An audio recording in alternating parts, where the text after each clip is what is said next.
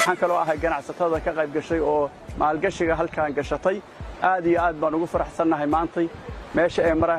marayso horumarka la sameeyey markii u horeysa ilaahay baa mahad iska leh marka labaadna shirkadda wadaagsin shaqada ay qabatay oo runtii horumarka ah waxaan u soo jeedin lahaa ummadda isbeshel jaaliyadda u dhalatay gobolkan reer Puntland inay soo wada booqdaan horumarka halkaan ka socda ee wada arkaan sida boqoradooda iyo odayaashooda iyo islaamadooda iyo garaadadooda iyo isimadoo dhan u yimaadeen marka aad iyo aad baa ugu mahadnaqayaa aad iyo aad baa u mahadsantihiin anigu waxaan reer badeed farmacluula iyo baargaal waa danaynaynaa nimankaan isku dambaanu nahay dekedan meeshan la yiraahdo Garacad ilaa meel kasta oo dekada oo bad ku taala waa danaynaynaa dekada la yiraahdo Garacad iyo Boosaaso waa laba dekadood oo isku mid ah dad baana khiyaali iyo waxa ku hadla mana ay jirto wax Boosaaso ay qabto in dekada Garacad loo burburinayo dekada Boosaaso taasna way idin cadaynayna hadal waa horaa loo yiri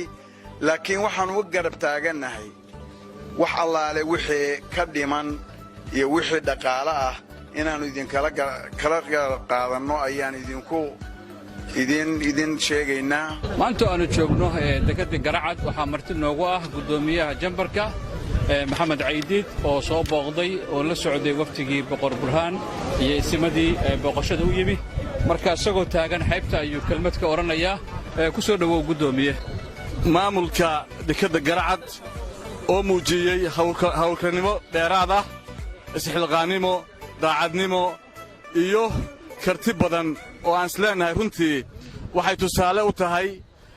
dhammaan shacabweynaha Soomaaliyeed meel kastay joogaan biyo shacbadaada laga dhirgaa